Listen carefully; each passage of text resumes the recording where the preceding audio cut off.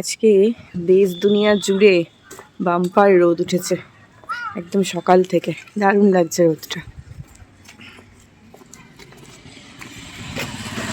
দেখো একদম ঝাঁ চকচকে রোদ।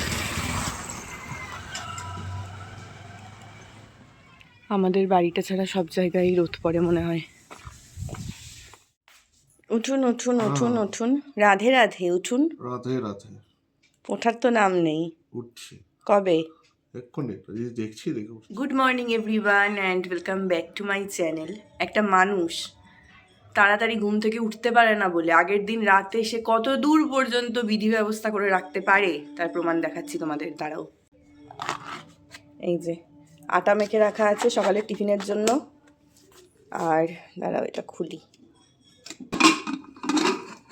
এই যে ছোলার ডালও কাল রাতেই সেদ্ধ করে রেখেছি। প্রেশার এইভাবে বন্ধ হয়েছিল কারণ সেদ্ধ করে গিয়ে ঘুমিয়ে পড়েছি। কতদিন পর সেই রোদটা আবার দেখতে পাচ্ছি, যেটা জানলা দিয়ে আমার বালিশে এসে পড়েছে।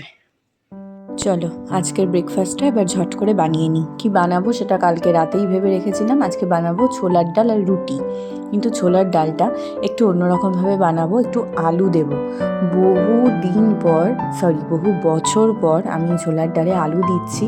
প্রথম যখন ছোলার ডাল বানানো ইউটিউব দেখে শিখেছিলাম, তখন আলু দিয়ে শিখেছিলাম, তাই প্রথম খুব আলু দিয়ে ছোলার ডাল বানাতাম। আর খেতেও না ভীষণ ভালো লাগতো, একদম অন্যরকম লাগতো। তো সেই জন্য ভাবলাম যে আজকেও একটুখানি আলু দিয়েই ছোলার ডালটা বানাই। তো একদম ছোট্ট ছোট্ট করে ডুমো ডুমো করে আলুগুলোকে কেটে নিয়েছি, যাতে ছোলার ডাল যেহেতু সেদ্ধ করা, আলুটা সেদ্ধ হতে খুব বেশি সময় না লাগে। এইবার এখানে আমি একটা ভাজা মশলা বানিয়ে নিচ্ছি। তার জন্য ফ্রাইং প্যানের মধ্যে দিয়ে দিলাম গোটা ধনে আর গোটা জিরে। তোমরা চাইলে এর মধ্যে শুকনো লঙ্কাও দিতে পারো, বাট আমি ফোড়নও দেবো সেজন্য দিলাম না। এবার একটুখানি এটাকে ড্রাই রোস্ট করে নেব। এটাই কিন্তু মশলা হিসাবে ছোলার ডালে ইউজ করবো, আর কিচ্ছু দেওয়ার দরকার নেই। কড়াইতে সর্ষের তেল দিয়ে তার মধ্যে আমি ফোড়নে দিয়ে দিলাম শুকনো লঙ্কা, গোটা জিরে আর একটুখানি হিং দিয়ে এবার নুন হলুদ দিয়ে আলুটাকে ভালোভাবে ভেজে নেব, যাতে এটা অর্ধেকের বেশি সেদ্ধ হয়ে যায়। সেটা হয়ে যাওয়ার পর যে ডালটা সেদ্ধ করে রেখেছি সেটা এর মধ্যে দিয়ে দিলাম, আর যতটা জল আমার প্রয়োজন সেই মতন দিয়ে দিলাম। নুন হলুদ সব কিছু অ্যাডজাস্ট করে নিয়েছি, সাথে মিষ্টিটাও দিয়ে দিয়েছি। রাতে যে আটা মেখে রেখেছিলাম সেটা তো তোমাদের আগেই দেখালাম। এখন ডালটাও দিকে হতে হতে আমি এদিকে লেচিগুলো কেটে নেব। শীতের প্রচুর সবজিপাতি সকাল সকাল বাড়িতে চলে এসছে দেখি। এটার মধ্যে রয়েছে, ওরে বাবা, অনেক বেগুন আর বিট। এই বেগুনগুলো মনে হচ্ছে বেগুন পোড়া খাওয়ার জন্যই, তা ভালোই হলো। এর আগে একদিন বেগুন পোড়া খেয়েছি, আবার আজকে খাবো ভাবছি রাতে। আচ্ছা, এটা হচ্ছে লাল শাক, আমার ভীষণ পছন্দের। আর এটার মধ্যে কি আছে? বাঁধাকপি, গাজর, কড়াইশুঁটি। সকাল সকাল ভোরে বাজার করে নিয়ে চলে এসছে কাকু। এই তো এদিকে ডালটা সুন্দর মতন হয়ে গেছে একদম। দেখো একটু ঘন ঘন মতনই আমি রেখেছি, যেরকম পাতলা খাই আজকে সেরকমটা বানালাম না। এইভাবে ডালটা বানিয়ে দেখো, খেতে কিন্তু খুব ভালো লাগে। নামানোর আগে জাস্ট ড্রাই রোস্ট করা মশলাটা দিয়ে দেবো, আর গ্যাসটা বন্ধ করে একটুখানি হিং দেবো। তাহলে কি হয়, হিংয়ের ফ্লেভারটা অ্যাজ ইট ইজ ডালের মধ্যে থাকে আর খেতে ভীষণ ভালো লাগে। এইভাবে তোমরা একবার ছোলার ডাল বানিয়ে খেয়ে দেখো, খুব ভালো লাগবে। এটা শুধু রুটি কেন, লুচি, পরোটা সব কিছু দিয়েই ভালো লাগবে। হয়ে গেল ডালটা, এবার রুটিগুলো ভেজে নিই। আজকে রুটি ভাজতে ভাজতে মনে পড়ছিল যে ছোটোবেলায় যখন মা রুটি ভাজতো, তখন রান্নাঘরে মায়ের পাশে দাঁড়িয়ে দাঁড়িয়ে আমি খালি দেখতাম যে কোন রুটিটা ফোলে আর কোন রুটিটা ফোলে না। যখনই কোনো একটা রুটি একটু না ফুলতো তখন কী যে মন খারাপ লাগতো, আর যখনই কোনো রুটি ফুলতো সে আমার আনন্দ আর দেখে কে। নিন, শাশুড়ি মা সকাল সকাল হারিয়ে গিয়েছিলেন, ফিরে আসার পর তাকে আমি একটা ভালো করে ছোলার ডাল বানিয়ে খাওয়াচ্ছি। খাবার রান্না করে রেখেছে, কোথায় দেবে খাবার? আসতে হবে সেই বৌমার কাছে, এজন্য আসলাম। কোথায় গেছিলে তুমি? বাজারে। ও, তাহলে ঠিক আছে। তোর অর্ডার দিয়েছিস আদা নাই, আদা আনতে গেলাম। হ্যাঁ, নাও খেয়ে নাও এবার। ফুলের মালা নাম, তারপরে তো অনেক কিছুই এনেছো, খালি আমার আদার দোষ। নারকেলের খোসা। নারকেলের খোসা তোর নাম আছে তার মধ্যে। ও, মানে আদা তুই খাস, আমরা খাই না। কথায় আছে না, রাখে হরি তো মারে কে, সেটাই হচ্ছে আমার অবস্থা। সবাই খাচ্ছে রুটি দিয়ে, আমি খাচ্ছি পরোটা দিয়ে। তার কারণটা কি? কারণ আমি নিজের জন্য রুটি করতেই ভুলে গেছি। ওকে খাবার দেওয়ার সময় দেখলাম যে 3টে রুটি আর রয়েছে আর নেই। আমি ভাবছি কী হলো ব্যাপারটা, তারপর মনে হলো যে হ্যাঁ, গুনতিতে মনে হয় ভুল হয়েছে। রুটি আবার এখন কে করবে? ওই বেলো, ভাজো, সেঁকো, থেকে পরোটাই ওকে। হয়ে গেছে ব্রেকফাস্ট করা, আমি এখন যাচ্ছি সোয়াবিন রান্না করতে। সোনামা ঢুকেছে কাচতে। সোয়াবিনটা করব আমাদের 3 জনের জন্য। 3 জন বলতে আমি, রাজাধিরাজ আর কাকুর জন্য। কাকু আমাদের নিরামিষ খাবারে অন্তর্ভুক্ত হয়েছে, তার কারণ হচ্ছে কাকুর দাদা মারা গেছেন, তো সেই খবর আসার পর থেকে অসুখ পালন করতে হচ্ছে, তো সেই জন্য নিরামিষ খাবার দাবার কাকুও খাচ্ছে। তো সেই জন্য আমাদের 3 জনের জন্য এখন সয়াবিনটা বানাবো। এত ভালো রোদটা উঠেছে, খালি মনে হচ্ছে একটু রোদে গিয়ে দাঁড়াই। তো এই যে এখানে প্রেশারে সেদ্ধও করে নিয়েছি। প্রেশারে সেদ্ধ করলে আমি দেখেছি সয়াবিনটা খেতে এত ভালো লাগে, একটা দুটো সিটি দিলেই দারুণ লাগে খেতে। আর একটু মাখা মাখা করে জাস্ট বানিয়ে নেবো। এইদিকে সয়াবিনের তরকারি প্রায় হয়েই গেছে, একদম সিম্পলভাবে করেছি। একটু বাদাম বাটা, টমেটো বাটা, আদা বাটা দিয়ে, আর নামানোর আগে একটু গরম মশলা আর কসৌরি মেথি, ব্যাস ডান। আর এইদিকে এখন সোনামার আর আমার জন্য বসেছে লিকার আদা চা। চলবে নাকি চলবে না? চলবে, দৌড়াবে। আচ্ছা, ওই বেলা তাহলে মশালা চা খাবে কিনা বলো? হ্যাঁ, খাবো। ঠিক আছে, একবার বলে রাখলেই খাবো। আচ্ছা। শ্রী রাধা রমনলাল কি জয়। বাহ বাহ বাহ বাহ বাহ, অপূর্ব দৃশ্য। একজনের ট্রেনিং চলছে বাসন মাজার, ঠাকুরের বাসন মাজার। বাহ, ভালো হচ্ছে, এইভাবে এগিয়ে চল। ট্রেনিং না, ঠিকঠাকই হচ্ছে। জানি তো, আমি যখন বাড়ি থাকি না তখন অসুবিধা হতে পারে, এই জন্য সে ট্রায়াল দিচ্ছে। আমরা এখন আমাদের বাড়ির সামনে যে বিশাল আকৃতির মাঠটা, ওখানে এসেছি রোদ পোহাতে। আজকে সাংঘাতিক সুন্দর রোদ, আজকে দেখছি বেশ ফাঁকা ফাঁকাও আছে। সবাই প্র্যাকটিসও করে, কিছু অনেকে বসেও আছে। আর এইটা হচ্ছে স্কুল। এটা হচ্ছে আমাদের এখানকার, মানে আমাদের বাড়ির সামনে এটা প্রাইমারি স্কুল, আর এটা একটা হচ্ছে হাই আমাদের স্কুল, পায়রাডাঙ্গার একমাত্র বয়েজ হাই স্কুল, যেটাই রাজাধিরাজ পড়তেন স্বয়ং। 11-12টা কোয়েড। এখানে আমি পড়াশোনা বা বাবা, 11-12টা কোয়েড, 11-12টা কোয়েড। অপূর্ব ব্যবস্থাপনা তো। অপূর্ব ব্যবস্থাপনা। ক্লাস 5 থেকে 12 আমার এখানেই কেটেছে।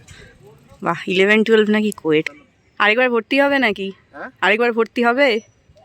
হ্যাঁ, হলে ভালোই হয়। তোমাদেরকে একটা কথা বলবো, দেখো 9-10 স্কুলে পড়তো, তখনও এই জ্যাকেটটা পরতো, এখনো এই জ্যাকেটটাই পরে আছে। এখন সেই এটা ক্লাস 10 এর, আমার ক্লাস 10, মানে আজ থেকে 24-25 বছর আগের কথা।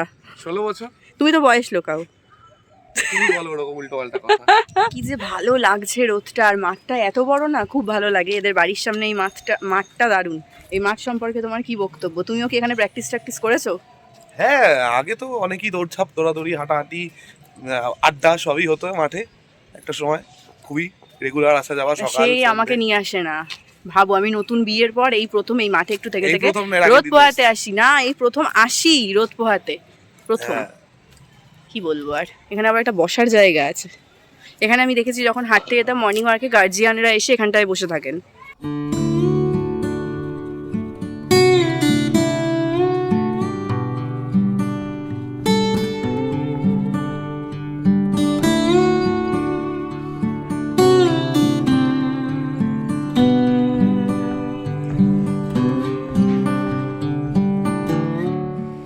কেমন লাগছে?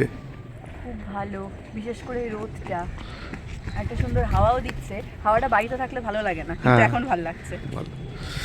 সুন্দর লাগে এই সময়টা খুব বেশ। সুন্দর, জায়গাটা খুব সুন্দর। এই দুই বাড়ির দিক থেকে আমার কিন্তু একটা জিনিস কমন, সেটা হচ্ছে আমার ওই বাড়ির একদম সামনেই মাঠ, এই বাড়ির একদম সামনেও মাঠ। এই দুটো জিনিস কিন্তু, মানে এই একটা জিনিস কিন্তু আমার কমন, শ্বশুর বাড়ির বাপের বাড়ি। হ্যাঁ, এই মাঠটা অনেকটা বড়, তবে ওই মাঠটা দুটো মাঠ নিয়ে বড়, বাট এটা অনেকটা বড়, বিশাল বড় মাঠ এটা। Hello, good evening. অনেক সাহস আর শক্তি সঞ্চয় করে ইয়েতি সেজে আমি প্রায় 1 মাসেরও বেশি সময় পরে যাচ্ছি লাইব্রেরিতে বই চেঞ্জ করতে। কি ঠান্ডা বাইরে, তাতে যদি লোকে আমাকে ইয়েতি ভাবে ভাবুক, আমার কিছু এসে যায় না, আমি তো এইভাবেই যাবো। এই রোড লাইটটা জ্বলেনি, তার জন্য কি অন্ধকার, রাস্তাটা বাজে লাগছে দেখতে। মনে হচ্ছে কোনো ভুতুরে রাস্তা দিয়ে আমি লাইব্রেরি যাচ্ছি, একদম ভৌতিক রাস্তা। দেখো কেমন নীলচে আলো কুয়াশায়। মনের মতন বই নিয়ে নাক টানতে টানতে বাড়িতে চলে এসেছি। জাস্ট একটু বাইরে বেরোলাম, তাও দেখলে ইয়েতির মতন পুরো আমি বেরিয়েছি, তারপরেও আমার নাক দিয়ে এই কিছু সময়ের মধ্যেই জল পড়ছে, কি আর বলবো। যাই হোক, এখন একটু ভালো করে মুড়ি মাখবো। সোনামা কাকু আজকে দোকান খুলেছে, যদিও দোকান খোলার কথা ছিল না, ভেবেছিলাম সবাই একসাথেই মুড়ি মাখাটা খাওয়া হবে, তো যেটা দিয়ে মাখবো সেটা হচ্ছে এই যে সিঙ্গারা। কালকে সিঙ্গারা এনেছিলেন স্বয়ং রাজাধিরাজ, তো তারপরে 3টে সিঙ্গারা বেঁচেছে, সেটা আর খাওয়া হয়নি। তো সেইটা দিয়ে একেবারে আজকে মুড়ি মাখবো, একটু মটরশুঁটি দিয়ে মাখবো, টটরশুঁটি যাই হোক, মটরশুঁটি ছোলা এই সমস্ত দিয়ে একটুখানি মুড়িটাকে জাস্ট ফ্রাই করে মাখবো।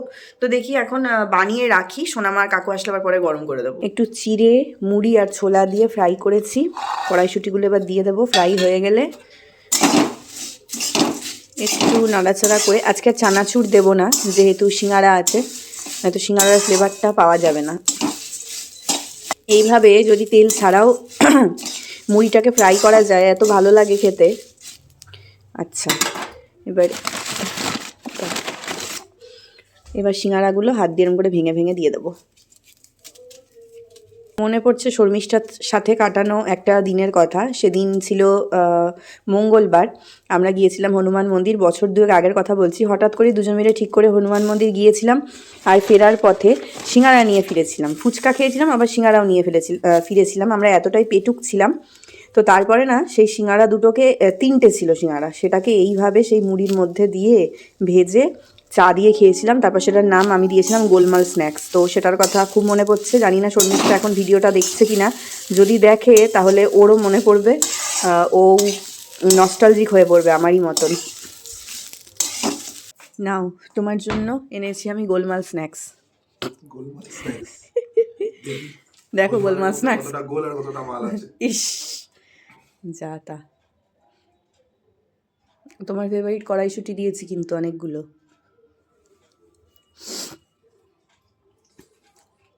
ভালো না গোলমাল? Heavy heavy.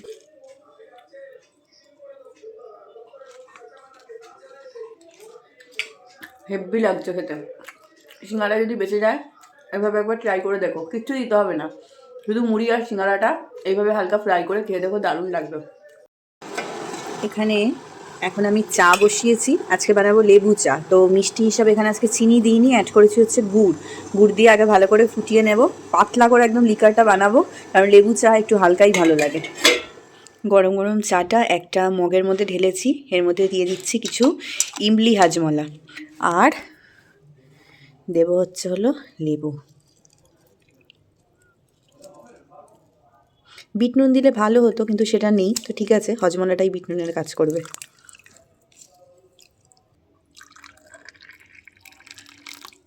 এই গ্লাসে লিকার চা খেয়ে যা মজা, আর যদি সেটা হয় লেবু চা, তাহলে তো কোনো কথাই নেই। যাকগে, শুধু গোলমাল স্ন্যাক্স নিয়ে বসে থাকলে তো হবে না, এবারে ডিনারও বানাতে হবে। তো তোমাদের তো ওই বেলাতেই দেখালাম যে কাকু কী সুন্দর সুন্দর বেগুনগুলো নিয়ে এসেছে। তো সেই জন্য খুব একটা আর ভাবিনি, এটাই ভেবেছিলাম যে রাত্রিবেলা আজকে বেগুন পোড়া আর রুটি করব। তো বেগুনের গায়ে ভালো করে সর্ষের তেল লাগিয়ে তারপরেই পোড়াতে দিয়েছি, আর সাথে একটা টমেটো পুড়িয়ে নেব, ওটার গায়েও সর্ষের তেল লাগিয়ে নিয়েছি। মায়ের সাথে কথা হচ্ছিল, মা বললো টমেটোটাকেও পুড়িয়ে নে, তাহলে খেতে খুব ভালো লাগে। তো আমি ওই জন্য আজকে টমেটোটাও পুড়িয়ে নিচ্ছি। আর সবচাইতে সুবিধা হয় কি, খোসাটা উঠে যায়, তো মাখতেও সুবিধা হয়, হালকা একটু নরম হয়ে যায়।